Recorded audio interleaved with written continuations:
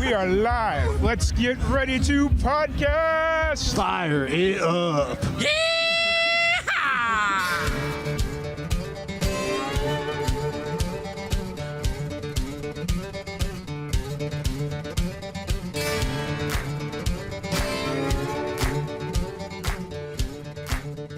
What's going on, everybody? Tom Quiet here, live and amplified, and we got another special guest joining us. We got Jillian Hudson.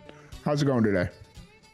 I am doing so well. How are you today, sir? I'm doing pretty good. I'm a little apprehensive about this winter stuff that we've got approaching our way, but you know, it's January, so what can you expect, right? Yes, sir. I love the cold, so I don't share the same apprehensiveness, but I'm also very naive and It's all good. Well, I grew up in South Chicago, and so the cold always meant very bad things. So yeah, it's a whole thing. But excited to have you here. Excited to chat and get to know more about you. So for anybody that's just kind of getting to meet you for the first time, what's kind of your background? What got you into music?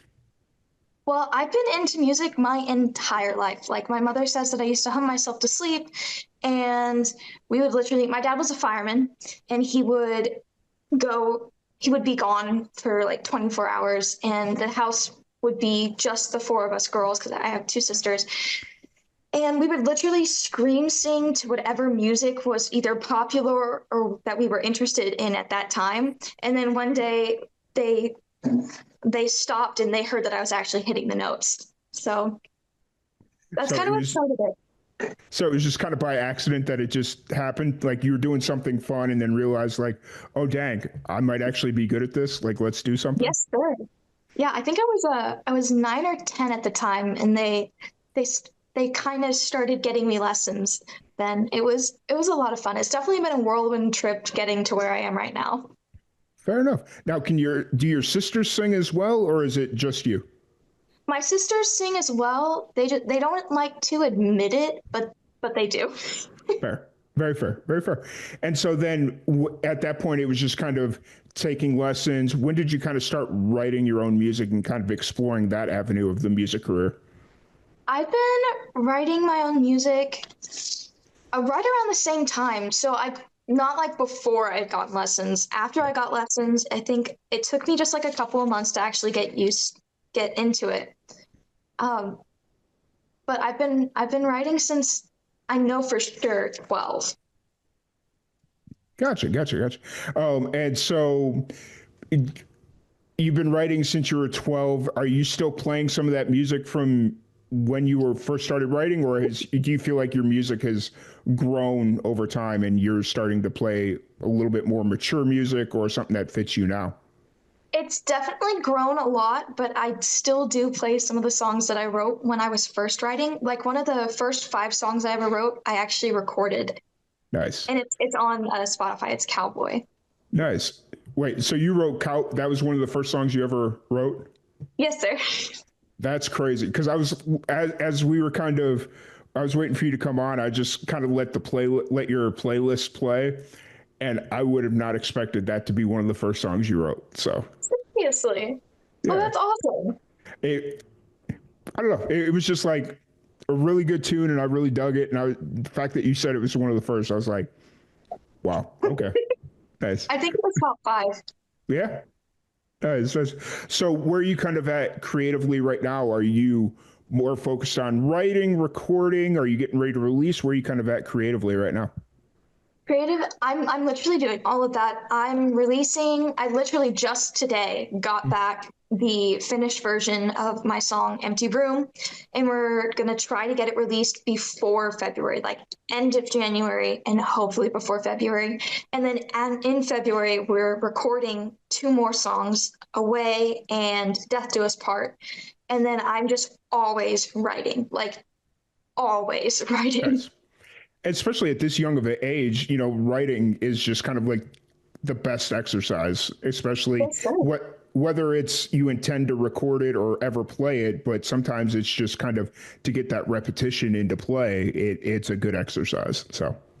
Yes, sir. I attempt to write something new every day. Mm-hmm. Now, whether I actually get something is a different story, but okay. I do sit down with my guitar and strum a bit. Nice. And so did you start picking up the guitar when you found out you could sing, or were you playing it before, like just for fun or whatever? No, it took me like a year and a half before I actually sat down with the mindset if I'm going to learn guitar. Hmm. I tried to before, but I had the same excuse as I think every beginner musician. My fingers hurt, Yeah. and I would put it down until finally I was like, I'm gonna have to start doing shows on my own, and I'm gonna have to start. I want to start writing, like Yeah. actually writing, and not having to wait for my dad to get done with work so that he can sit down and strum along to figure out the chords with me. And so I think 12, 13-ish, I actually sat down with the mindset of, I'm going to learn guitar. My Nice. fingers are going to hurt, but And it's I, going to be a matter of time. I got to build that stamina up. right? I was just say, I think even the most veteran guitar player will tell you, my fingers still hurt, you know? So, Yes, sir.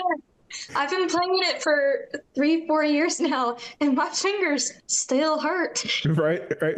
It's a different kind of pain now, but they still hurt, you know? Yes, sir. Guys, so how often are you playing shows right now? Are you playing pretty consistently or? I play 1 to 3 shows a week. Okay. I'm trying to get it up to more because I want goodness. I need more money to record. So Fair. the more I Okay. play, the more money I get, the more recording I can do and releasing that to y'all. Or more specifically, I record music for selfish reasons because I love these songs and Yeah. I want to have proof that they're mine Yeah. and then send it out and I can be like, look, I made that. Right.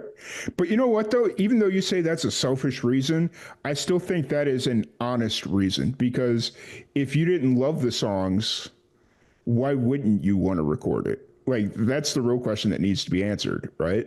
Exactly. So, I agree. it's one of those things where it's just like, I 100% agree with you. Like, it's a great way to kind of put your stamp on the song. Like, this is my song, but I believe in it so much that I'm going to put money behind it and record it and get it done professionally and put it out there and promote it. And, like, so, I don't see it as being selfish. I see it as being, I believe in this. Yes, sir. That's a different approach. I'm glad that you said that. Yeah. And so, where do you record? Do you record music at a studio near you, or will you go to like Nashville or something? Where do you? Because I've seen on Instagram you're kind of a little bit all over the place. Like, where do you go to record your music? So my first 3 songs, right? 3? My first 3 songs. Sorry, I have mom over here. She's Yeah, helping me out. fair. My first 3 songs I recorded with Matt Navesky. No, the first 3 were Pat Mansky. Dang it, Pat Mansky. Pat Mansky at The Zone. And now my last one and my upcoming one were at the Orb with Matt Navesky. Nice. So I kind of been all over the place. I think I've done 3 producers, 4 producers, but I only really clicked with until Matt. Yeah. When like I mean, I feel like even with you being at such a young age, even if like you wait 6 months to a year, you grow or change so much in that year that like yeah, it may have worked for the first 3 songs, but now these new songs need something completely different, and it's not necessarily a skill or personal opinions. It's a style thing, and this is what I had to tell somebody at work today. I was like, hey man, they want to go with somebody else. It's not your skill. It's not this. It's not that. It's your style. They don't want your style for this one. And, I think as you kind of grow in this business, it's kind of like the style thing kind of comes into play and people understand wholeheartedly. So, Exactly. Yes, sir. It's a yeah. whole because I think that my style, I don't think I have a consistent style of music. Yeah. Whenever I write, I don't sit down and I'm like, you're a country artist. You have to write solely boots, jeans, and trucks. Right. I Fair. sit down and I write whatever comes to mind. Very fair. Although with Gingerbread Man, your most recent single, I would have wholeheartedly said, okay, she's 100% country. You know, that's her thing. So Yes, sir. nice. I love that song so much. It is a really good song. Like, I'd listened to the song before I realized you're 15, correct? 16. 16 now. I listened to that song before I realized that you were 16, and I was like, and then I started connecting the dots. I was like, no way, she is 16 singing this song the way you sing it. So Thank it's you. crazy. So nice. So kind of looking forward, obviously you said you've got some more music in the works. You're hoping to get some stuff out here by the end of the month.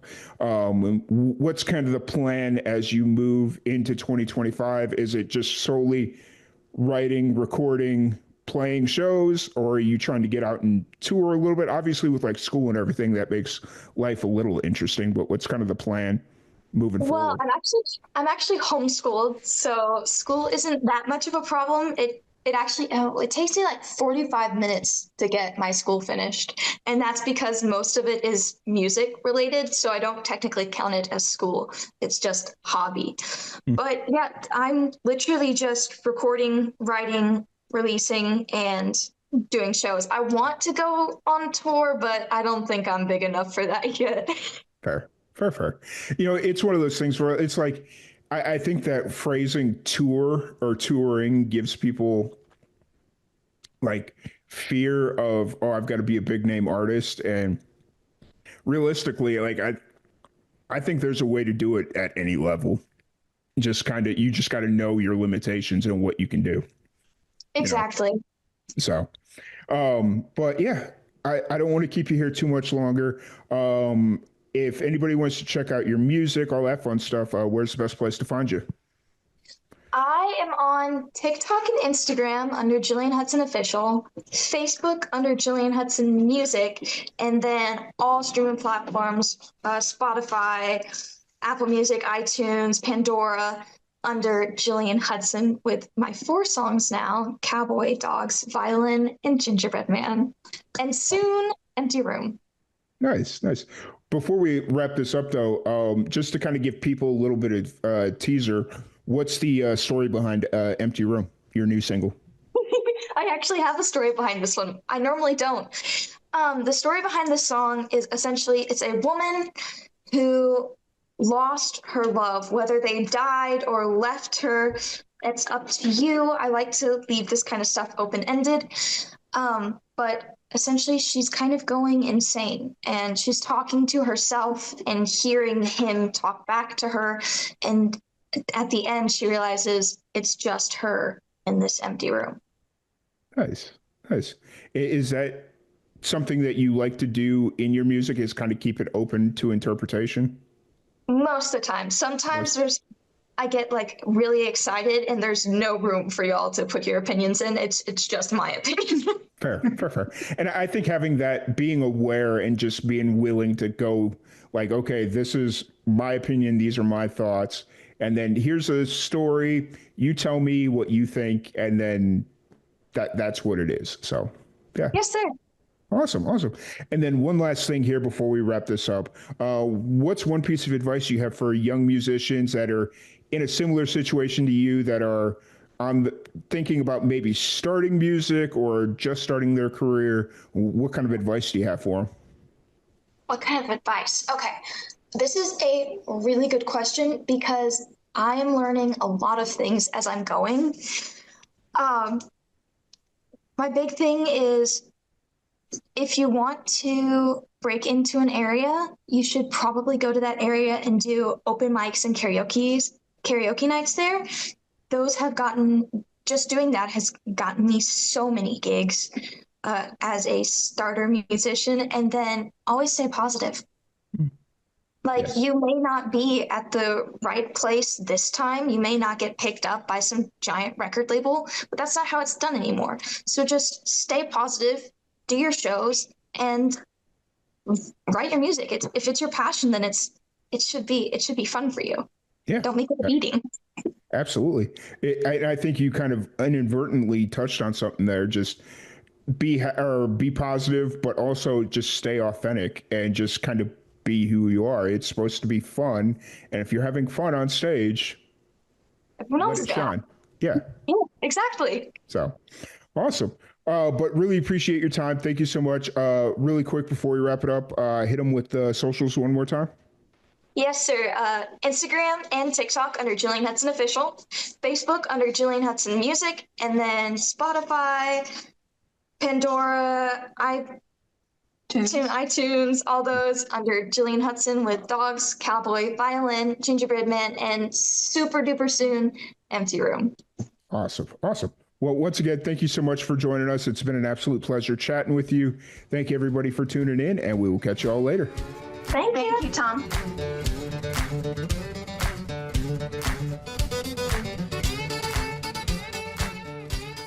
Thank you so much for joining us on today's episode of Live and Amplified's Indie Fusion podcast. If you'd like to support anything Live and Amplified does, please follow us on all of our social media platforms at Live, the letter N, Amplified. You can find us on Facebook, Twitter, Twitch, Instagram, YouTube, Threads, any of them, all of them, at Live, the letter N, Amplified. And if you would like to buy any official Live and Amplified merch, you can do so at our merch shop, link in the description below. Once again, thank you all. Have a great day.